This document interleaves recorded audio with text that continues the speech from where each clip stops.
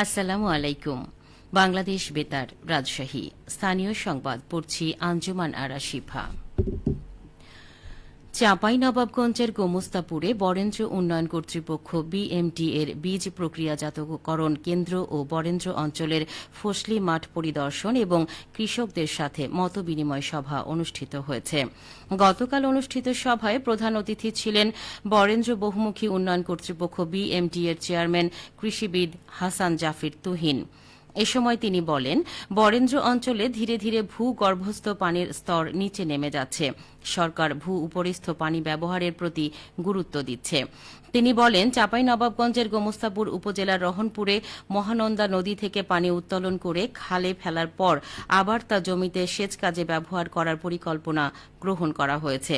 এতে ব্যয় হবে প্রায় ১,০০০ কোটি টাকা। এই প্রকল্পটি বাস্তবায়ন হলে চাঁপাইনবাবগঞ্জ ও নওগাঁর কয়েকটি উপজেলার কৃষকেরা উপকৃত হবেন। এলাকার কৃষকদের কথা চিন্তা করে প্রধানমন্ত্রী তারেক রহমান প্রকল্পটি বাস্তবায়নে প্রাথমিকভাবে রাজি হয়েছেন। তিনি আরও বলেন, আগামী ১০ বছরের মধ্যে বরেন্দ্র অঞ্চলে সেচ কাজে বিদ্যুৎ ব্যবহার বন্ধ করা হবে। সৌর বিদ্যুৎ ব্যবহার করে বরেন্দ্র অঞ্চলের ১,৭০০টি পাম্প চালানোর পরিকল্পনা হাতে নেওয়া হয়েছে বলে জানান তিনি। নির্বাহী ম্যাজিস্ট্রেসি ও মোবাইল কোর্ট কার্যক্রম জোরদার, আইন শৃঙ্খলা রক্ষা এবং বিভিন্ন দপ্তরের মধ্যে কাজের মিল রাখতে জেলা ও উপজেলা পর্যায়ে নির্বাহী ম্যাজিস্ট্রেসি সমন্বয় সভা অনুষ্ঠিত হয়েছে। আজ সকালে পাবনা জেলা প্রশাসক কার্যালয়ের সম্মেলন কক্ষে এই সভা অনুষ্ঠিত হয়। সভায় সভাপতিত্ব করেন জেলা প্রশাসক আমিনুল ইসলাম। সভায় সকল উপজেলা নির্বাহী কর্মকর্তা ও নির্বাহী ম্যাজিস্ট্রেটরা উপস্থিত ছিলেন। সভায় মোবাইল কোর্ট পরিচালনা আরও কার্যকর করা, আইন শৃঙ্খলা পরিস্থিতি স্বাভাবিক রাখা, সরকারি নির্দেশনা বাস্তবায়ন এবং বিভিন্ন সরকারি দপ্তরের মধ্যে পারস্পরিক সমন্বয় জোরদারের বিষয়ে আলোচনা করা হয়। এ সময় মাঠ পর্যায়ে নির্বাহী ম্যাজিস্ট্রেটদের কার্যক্রম আরও গতিশীল ও জনবান্ধব করার উপর গুরুত্ব আরোপ করা হয়। নাটোর জেলায় ২৩ কোটি টাকা ব্যয়ে পিটিআই এর একাডেমিক কাম প্রশাসনিক ভবন নির্মাণ কাজ সম্পন্ন হয়েছে। নবনির্মিত ভবনে এরই মধ্যে শিক্ষা ও প্রশিক্ষণ কার্যক্রম শুরু হয়েছে।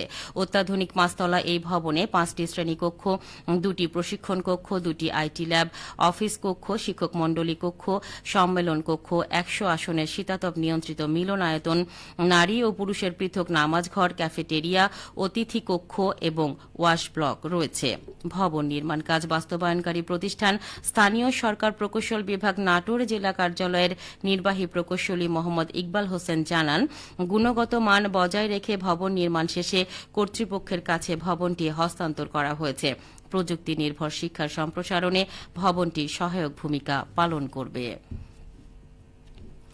সরকার নির্ধারিত মূল্যে কৃষকদের কাছে সার বিক্রি নিশ্চিত করতে দেশের সব জেলা ইউনিটের ডিলারদের নির্দেশ দিয়েছে বাংলাদেশ ফার্টিলাইজার অ্যাসোসিয়েশন বিএফএ। বিএফএর চেয়ারম্যান মোহাম্মদ মোশাররফ হোসেন স্বাক্ষরিত এক বিজ্ঞপ্তিতে বলা হয়েছে, নির্ধারিত সময়ের মধ্যে অর্থ জমা, সার উত্তোলন ও গুদামে মজুদ নিশ্চিত করতে হবে।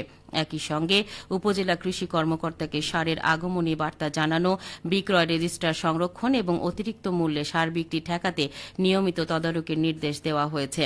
নীতিমালা লঙ্ঘন করলে ডিলারশিপ বাতিল সহ আইনানুগ ব্যবস্থা নেওয়া হতে পারে বলে সতর্ক করে দিয়েছে বিএফএ। চলতি মৌসুমে অনুকূল আবহাওয়া এবং কৃষকদের নিবিড় পরিচর্যায় রাজশাহী জেলায় এবার শুধু অধিক ফলনই নয়, বাজারে পাটের বর্তমান ভালো দাম এবং রেকর্ড পরিমাণ উৎপাদনে স্থানীয় কৃষকদের মনে আশার আলো জেগেছে। এবছর জেলার উৎপাদিত পাট বিক্রি করে প্রায় ৫৪৯ কোটি টাকা আয় হওয়ার সম্ভাবনা রয়েছে। কৃষি সম্প্রসারণ অধিদপ্তর ও স্থানীয় সূত্রে জানা গেছে, চলতি মৌসুমে রাজশাহী জেলার ৯টি উপজেলাতে পাটের আবাদ হয়েছে। জেলায় এবার মোট ১৮,৩৯৯ হেক্টর জমিতে পাটের আবাদ করা হয়েছে। জমি থেকে ৪৯,০০০ মেট্রিক টন পাট উৎপাদনের লক্ষ্যমাত্রা নির্ধারণ করা হয়েছিল। কৃষি বিভাগের সর্বশেষ তথ্য অনুযায়ী ইতোমধ্যে জেলার মোট আবাদি জমির ৮২% পাট কাটা সম্পন্ন হয়েছে। আর এই কর্তনকৃত জমি থেকেই উৎপাদিত হয়েছে ৪৮,২০০ মেট্রিক টন পাট।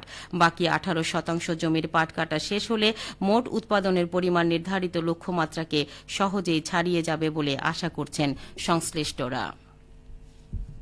খেলার খবর ফুটবল।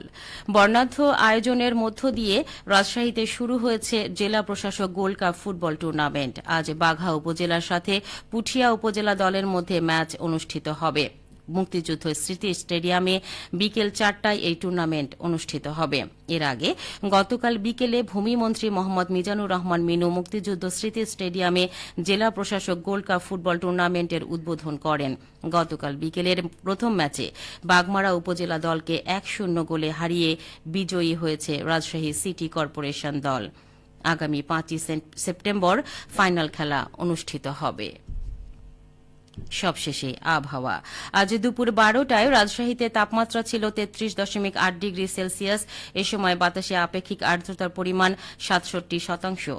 রাজশাহী ও পার্শ্ববর্তী এলাকায় আজ সূর্যাস্ত সন্ধে 6:32 সংবাদ শেষ হল। আমাদের পরবর্তী সংবাদ দুপুর 2:05।